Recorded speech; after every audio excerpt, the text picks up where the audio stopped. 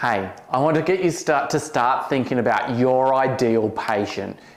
Who is this? Who do you currently see as your ideal patient? Do they come in asking for orthotics and that could be a good financial return for you?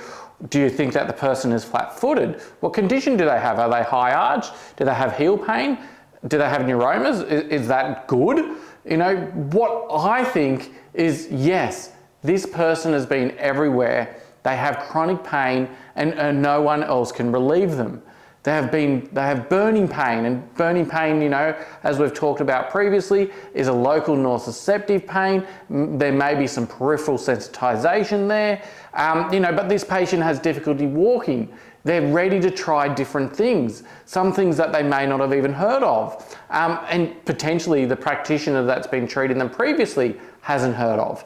And that means that type of patient is the ideal patient for me, because that's what I treat, and I treat it well. But I really want people to start thinking, start looking for people to tick the boxes of their appropriateness. I really want you to start thinking, do they have burning or nerve pain? Do they have pain that could be sensitized from how chronic it is? Think peripheral sensitization aspects here. Do they have tendon, muscle, ligament, or joint structures that are causing pain? Maybe it's not localized to the area. Are their symptoms vague and you have no idea where to start? Do they respond well to flexible taping, such as with Hyperfix in a large stirrup, which I do quite a lot? Consider that this helps reduce sensitization by disrupting the way the brain is processing their pain. Acts like a big ligament. If this is happening and these boxes are being ticked, perfect. All of these patients will likely benefit from Lyftogt Prolotherapy. And commonly, during my typical assessment, I'll start sort of feeling along the nerve pathways from the common peroneal nerve at that posterior lateral knee through to the first intermetatarsal space. And this, and then through our tibial nerve as well. And this will allow me to start identifying whether those typical valix points are sensitive. It's not just about those end distal areas that are, where's your pain? Oh, it's the plantar fascia, it's plantar fasciitis. We want to start get a bit of an understanding of, okay, where is this pain coming from? Is it becoming more sensitized potentially to more proximal aspects? And this is where we potentially could be putting more energy into, broadly as a profession to make sure that we're not missing anything here as well. Now, having that discussion with patients can be really tricky. Now, I start planting the seeds with my patients saying, I have an option for them that may include injection therapy. Don't worry about it now though, I'll come back to it and talk about it more soon.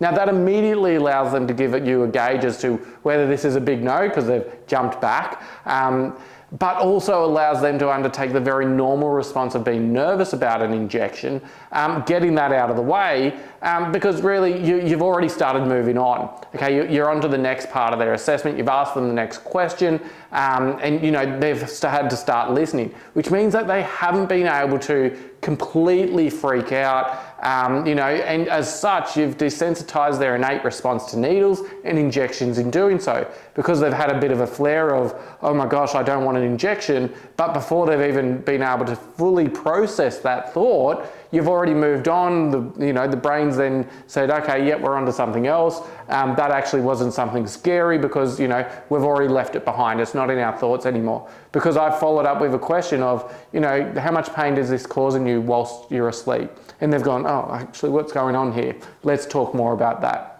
Now, what this will mean is that your patient is more likely to be open to this intervention and the conversation around it the next time you mention it, where you start to add a little bit more depth. And let's talk about this more in a later or a future session there as well. But hopefully this has given a rise to a few more thoughts of, who is my ideal patient, and start to give you a little bit of a taste of where we're going to be going with this course to find, okay, let's start treating those patients that you maybe weren't able to treat previously, or you start scratching your head and thinking, oh, I'm really not sure what I can do with this person. These are the patients that we're treating here. Cheers.